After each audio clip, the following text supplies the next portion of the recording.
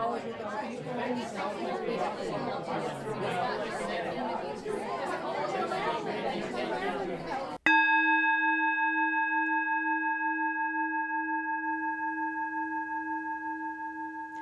morning and welcome to Holston Valley Unitarian Universalist Virtual Church.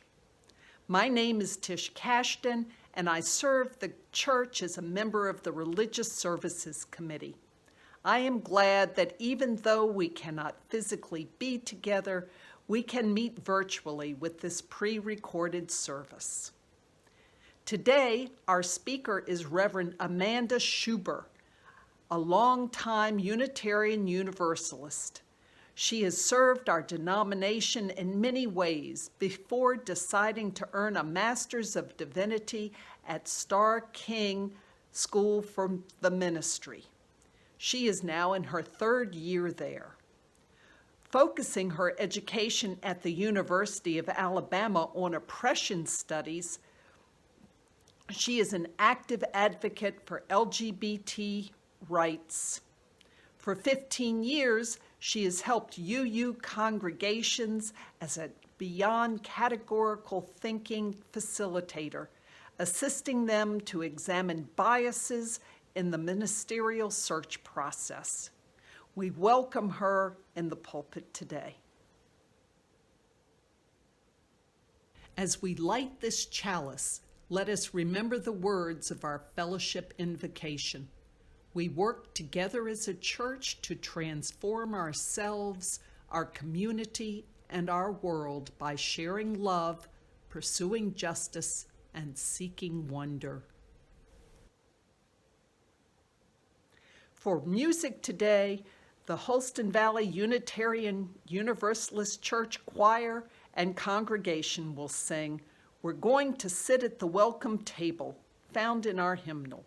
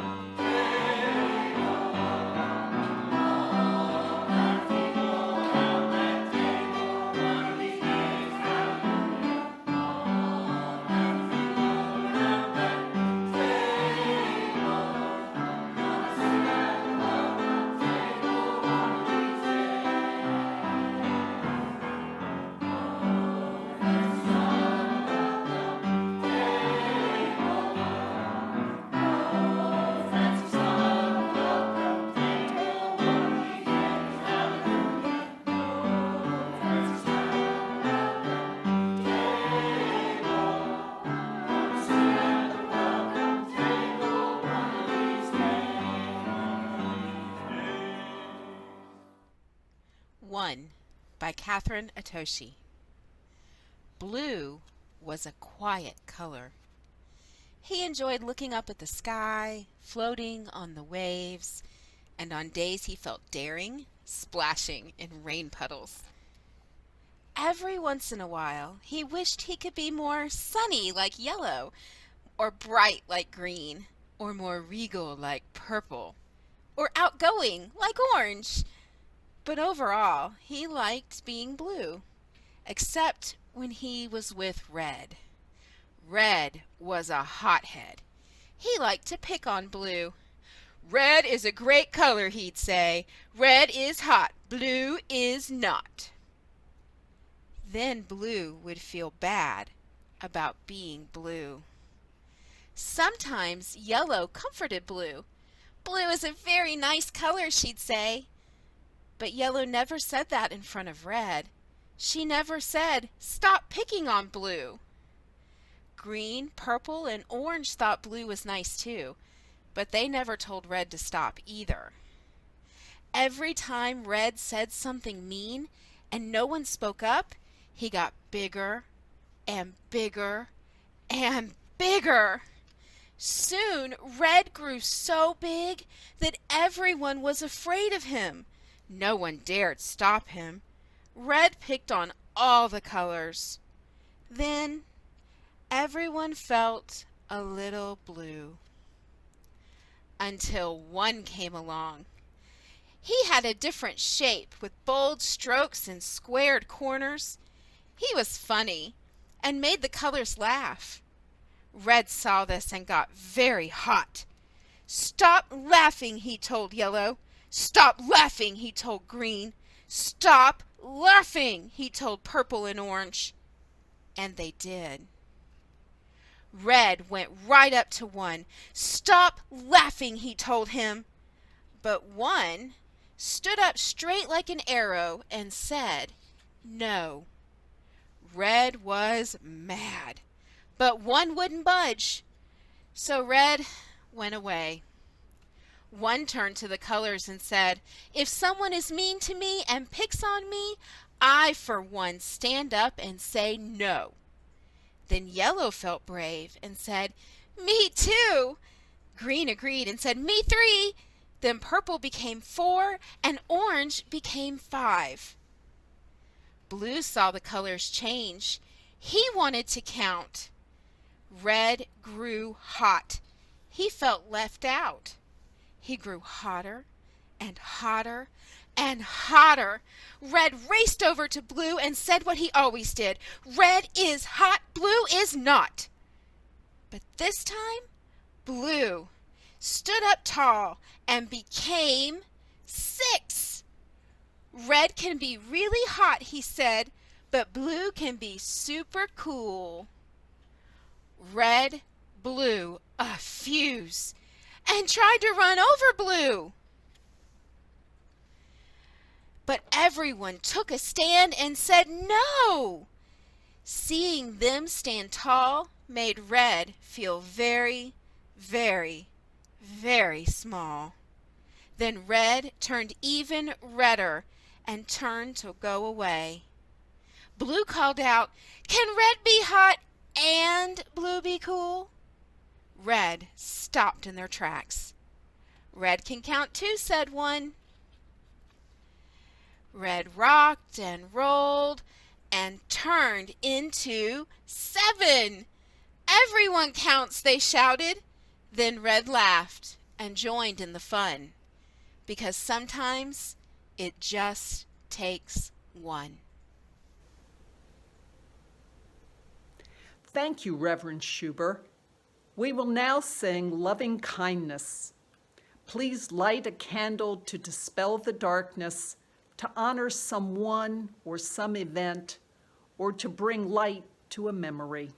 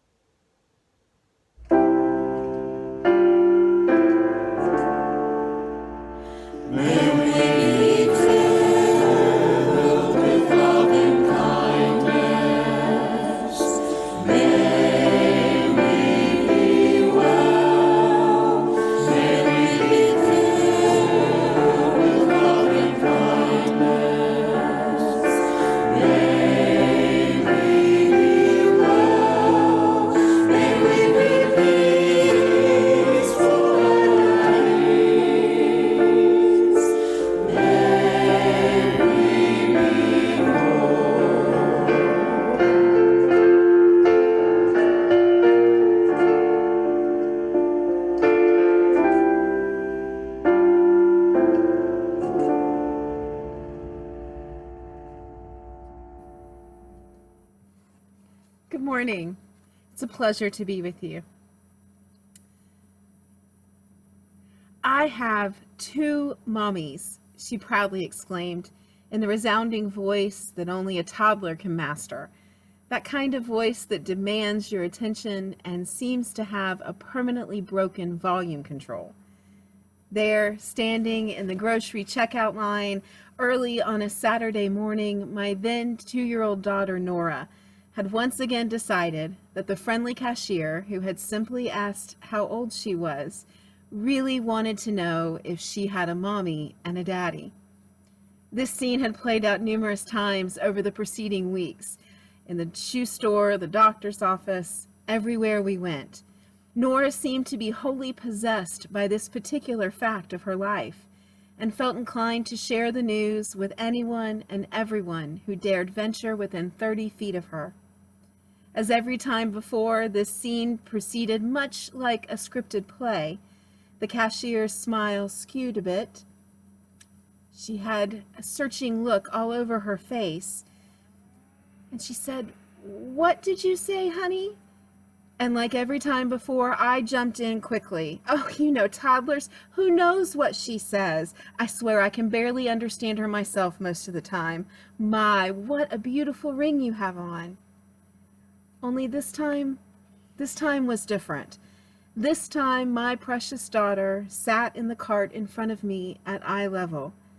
This time, I couldn't help but catch her gaze and see the confusion and shame starting to take root. This time, I felt the anguish of a parent realizing that I had just taught my child a lesson that I instantly wished I could take back.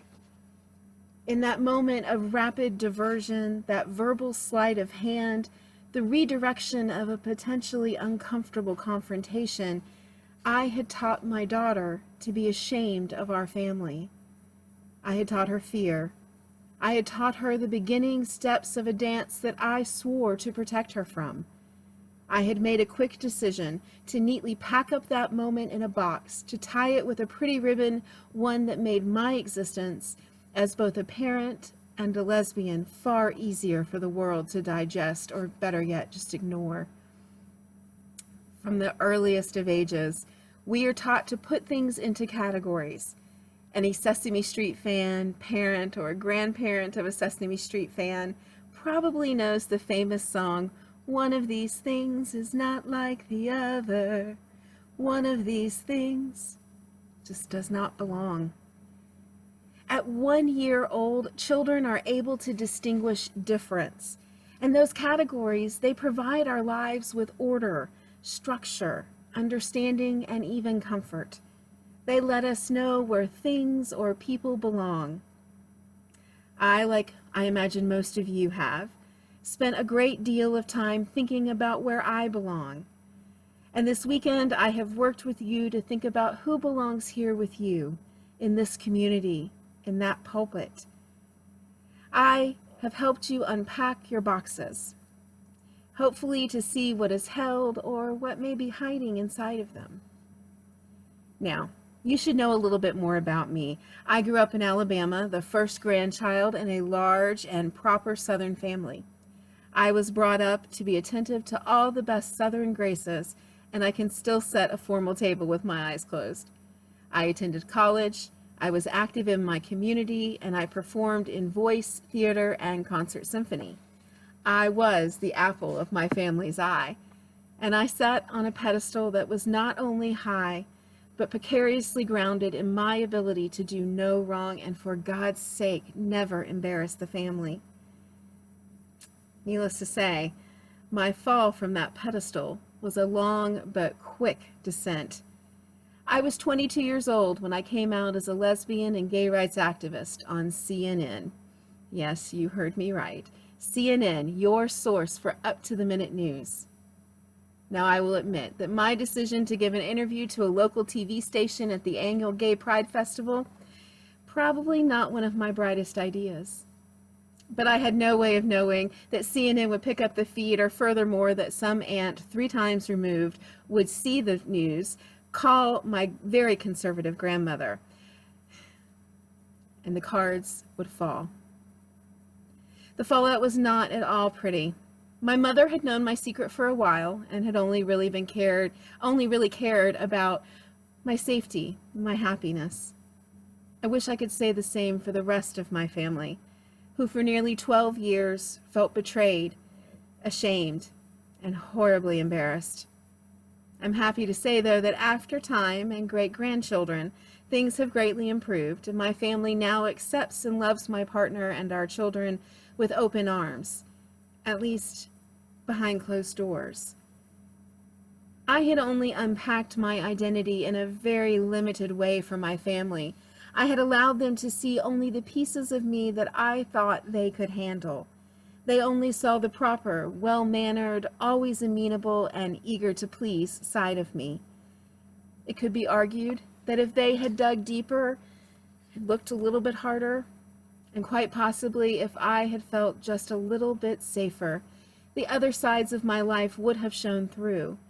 They would have found just another side of me, another aspect of my life that makes me uniquely who I am.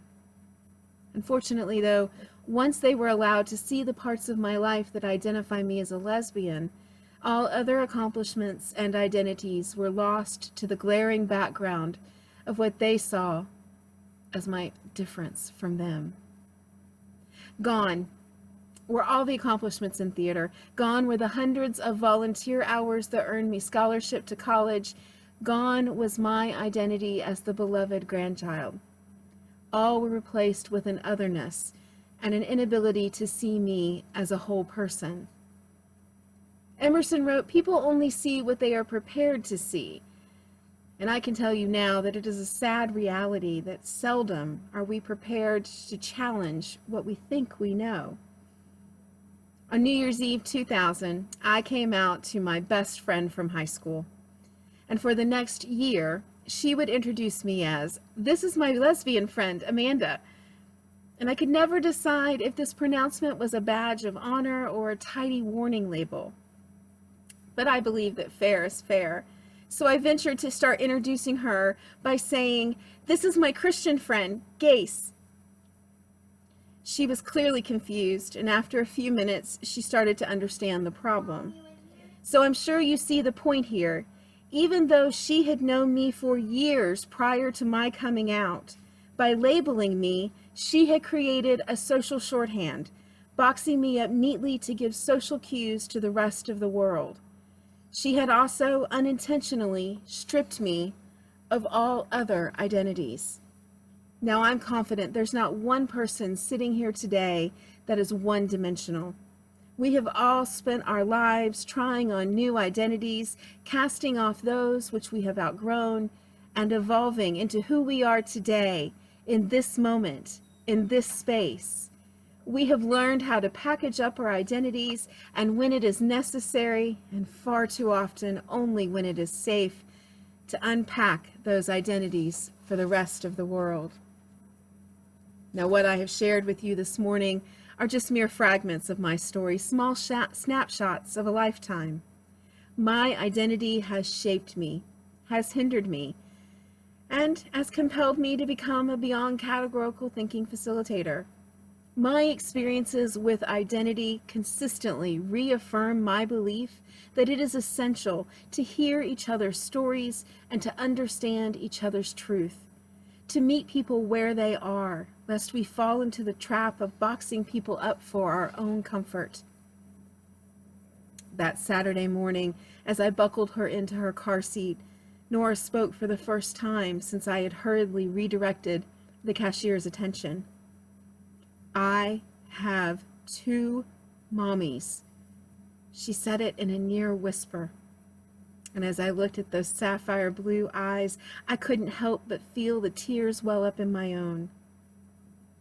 I shook my head in affirmation, afraid my voice would betray me, and I laid my forehead to hers, our shared gesture of affection since her birth. "My mommies love me very much." She said it with the assured confidence of one who could not be swayed. "Yes," I said, "very much." From the heart of a child, demanding to be acknowledged for her story, for her identity separate from my own, I was reminded again that this work never ends. The boxes we pull behind us, the boxes we struggle to break out of, the boxes where we seek refuge, must never ever be allowed to be the sole measure of our identity.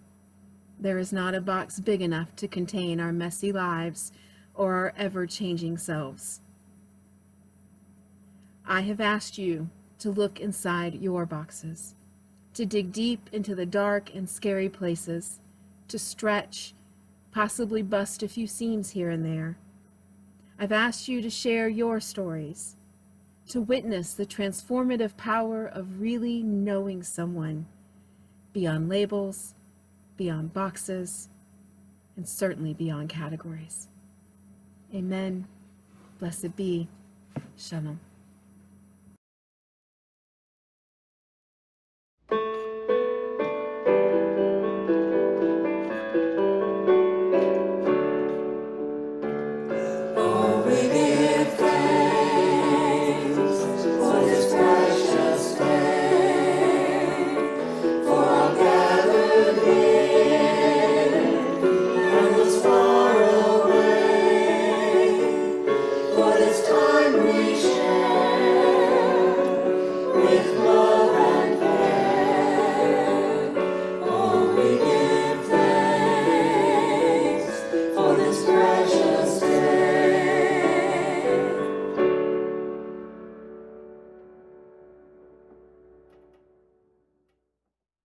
The other day I was driving on an expressway.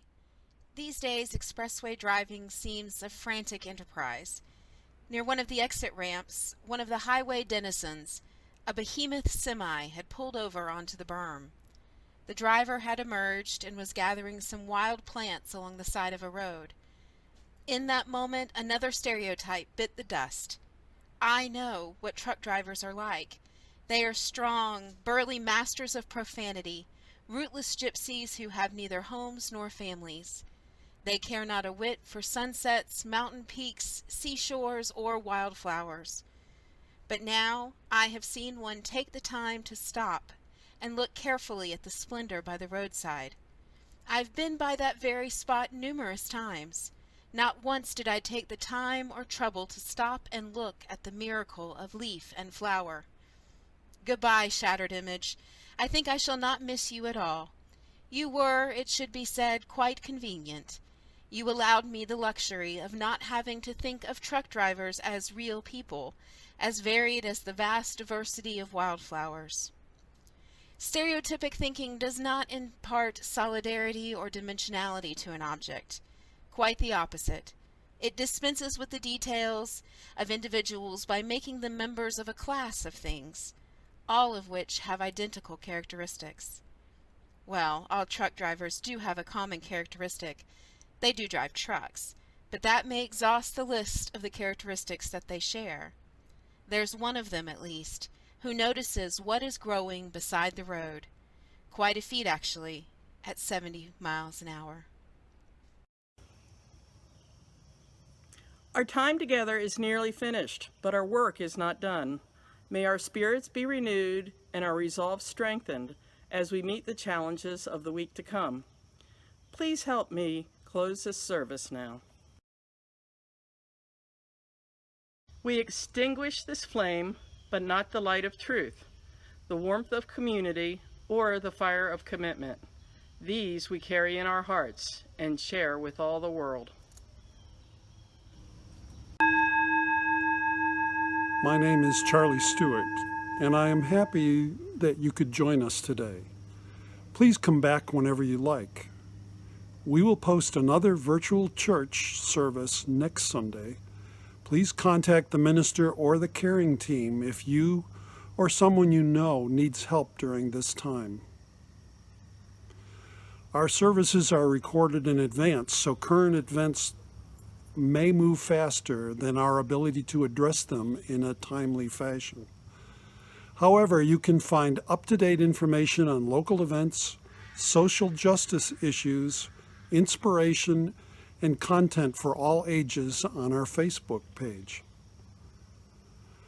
If you identify as pagan or Wiccan, or if your faith tradition is earth-based, please join the search committee today at 12:30 on Zoom for a focus group. If you have not yet attended a search committee cottage meeting, please plan to join us via Zoom at 12:30 next Sunday, October 25th. This will be our second and last cottage meeting offering. Information about these events is in Congregation News under the News and Events tab on our website. HVUUC.org.